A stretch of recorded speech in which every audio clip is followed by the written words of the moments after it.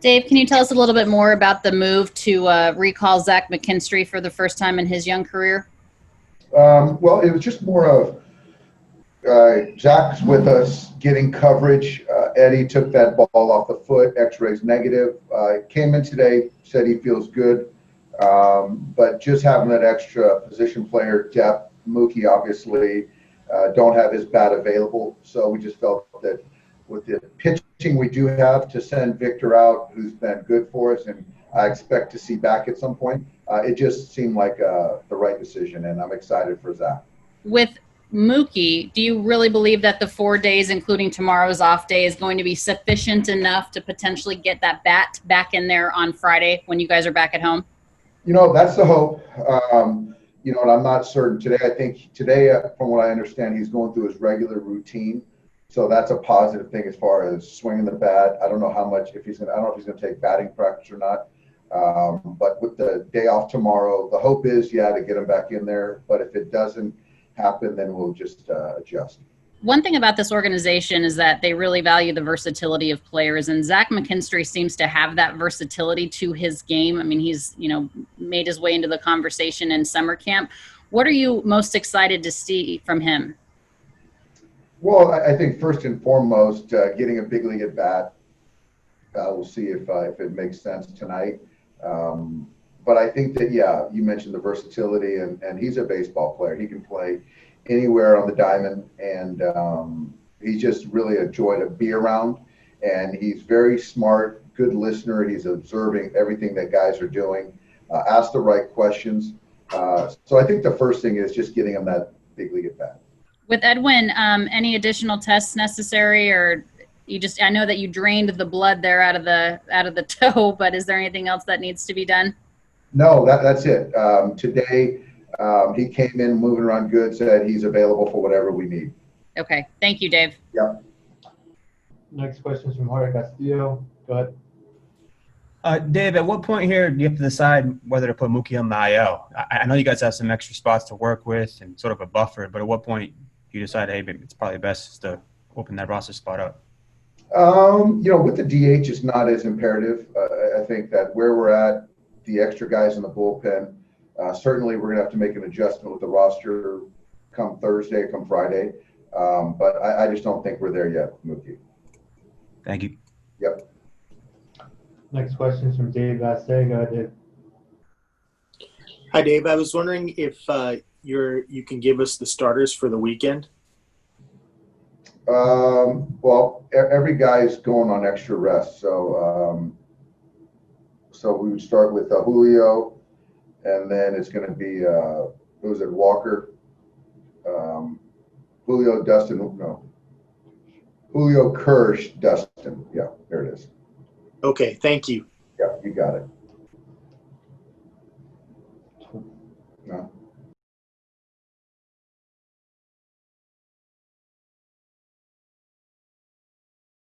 Sorry, Dave. It's Julio, Kirsch, Walker. Next question is from Dylan Hernandez. Go ahead. Hey, Dave. How are you? Hey, Dylan. Good to hear from you. Good. I'm glad that you're good. It's good to hear from me. Just kind of was wondering, where do how do you see Kenley right now? I know the velocity is down a little bit, but obviously the results have been good. How do you kind of, evaluate his performance so far? Performance has been good. I still think that there's certainly more in there. I'm not too concerned about the velocity. Even last night, first cutter was just okay. Then he threw a breaking ball that spun, and then after that, the cutter had the life. So yeah, I just think it's just more of just continuing to run him out there. And even before the season, he didn't have too many outings, and so the command's better, certainly better than it was last year at times. And I'm glad to see the performances have been good. But Kenley's in a good place physically, mentally, and like I said, I expect the stuff to continue to tick up. I'm wondering, after Game 5 of the NLDS last year, when you didn't go to him at the start of the 9th, at the start of the 10th, was there any fence mending that you had to do there, or was there any conversation that you guys had to have coming into the spring training or into summer camp or anything? No, not at all. I think that Kenley, there's a trust from both sides, and even you've seen a couple times this year where I've had him up in a tie game on the road, and many times over he's just said, "Tell me when to pitch, and I'll be ready to pitch." So we both understand that all we care about is winning baseball games. So there's certainly, I'm as close to him as anybody on the team. Just kind of switching gears slightly to Seager. I know recently we kind of talked about the various reasons of why he's, appeared to kind of be locked in and stuff. As far as how hard he's hitting the ball, how much of that is just kind of him getting his man strength, so to speak? I think we kind of forget sometimes how young he was, when he first got called up. This is Corey. Yeah. Yeah. God, he's just really squaring everything up. I think it's, I guess it's the man strength. Also, I just really believe the way that he's running counts now, he's letting pitchers make mistakes, and he's hitting mistakes. He's also hitting really good pitches. But I think the first couple of years he was really, always in ambush mode, trying to get on the first pitch. And, now he's just staying in the strike zone more consistently. And he's got to be up there in the leaders of, quality of contact this year. Thank you, Dave. Yep. Next question from Bill Plunkett. Go ahead, Bill. Hey, Dave. Following up on that a little bit, last night you said the same thing about seeing a difference in his at-bat quality and the way he's getting his hits. Has there been an effort to get him to, get deeper into counts? He's always been such an aggressive hitter.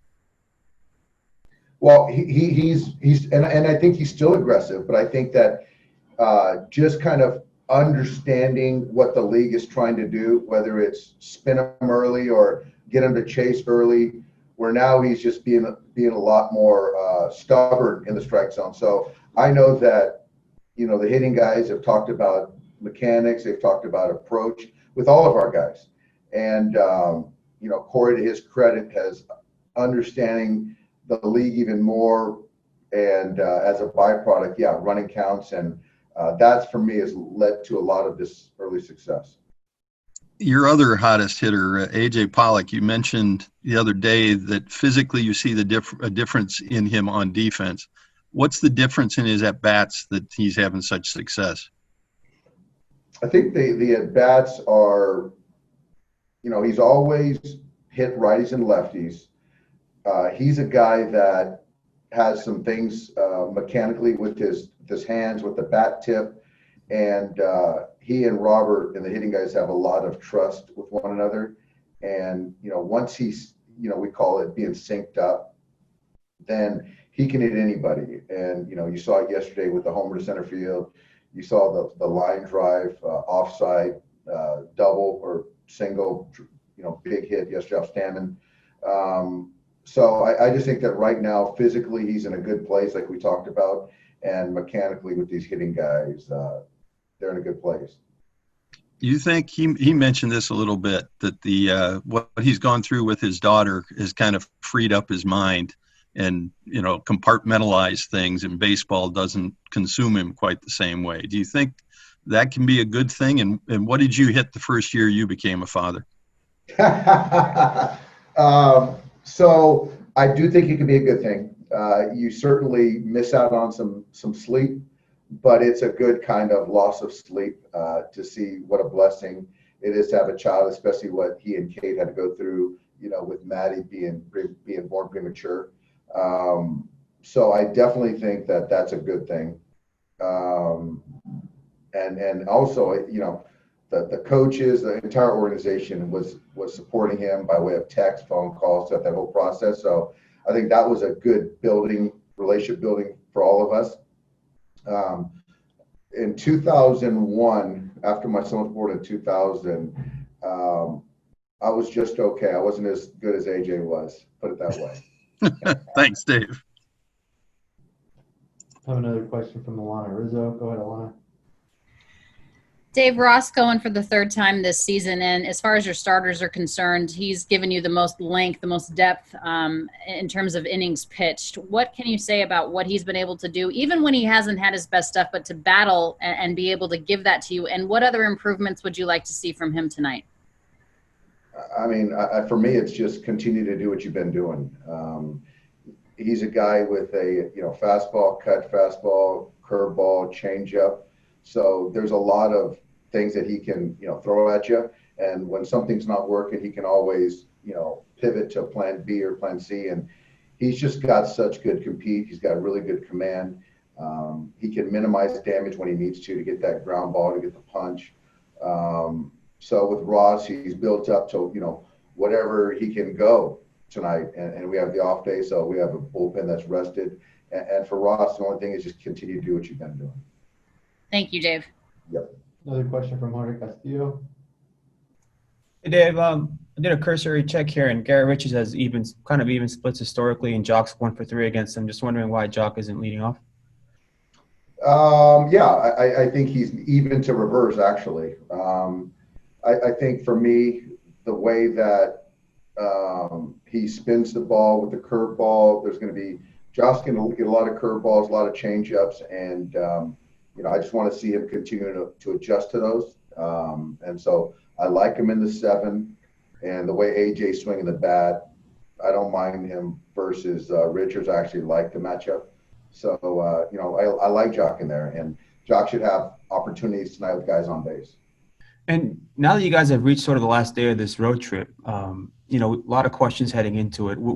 In retrospect, was this any more exhausting? Did it wear on you guys any more than any typical 9-game road trip in the past? No, it's actually no. I don't think so. I think guys may be a little bit stir crazy because you can't get out. You don't really want to get out in Arizona at 116 degrees. But here in San Diego, guys like to walk downtown. Can't do that, so guys may be a little bit stir crazy. But I haven't seen any kind of frustration from our guys. So it's been good, very professional, but we are looking forward to that off day and then to get back home. And was it just nice to get sort of that longest road trip in these uncertain times out of the way and maybe learn? It was, because I think that going into the season there was a lot of uncertainty, and the first thing, and you hear about other teams going on road trips and kind of what happened. So for us to kind of run the course itself and play it out and see how it logistically works and have success are positive. There haven't been any positive tests from our guys, so they've been really taking it upon themselves. So that's been good to see. Thank you. Yep. Time for one more. Go ahead, Ken. Dave, with the call-up of McKinstry, there's been a lot of online chatter about why Gavin Lux is being held down, a lot of conspiracy theories about holding down his service time. But for what little we saw of him at summer camp, it looked like he wasn't ready. And I don't know how much you can go into it, but maybe you could give a better explanation than we can of what his progress has been at SC and what you thought of his play during summer camp. First of all, there is no conspiracy theory with holding Gavin Lux down for any other reason that aside from we don't feel he's ready right now. And we let Gavin know that. And so that should be put to bed. I think that it was a short ramp up for Gavin, and he wasn't right mechanically. And he knows that, we know that. He's still getting there in summer camp, at SC. He's getting at bats daily. It's coming. I see video every single day. Still not there yet, but it's getting considerably better. Zach was on our taxi, and so we're gonna shorten rosters on Friday to 28. So to potentially bring Gavin up for a day doesn't make any sense at all. And we also told Gavin that there is a situation like that with the taxi or something, he probably won't be the guy, and he won't be here until he is the guy potentially playing every day. So that's kind of the thought behind it. So we're happy that Gavin is continuing to get better. He's handling everything like a professional. All reports are good, but we're excited for Zach to get that day one of service. Thanks.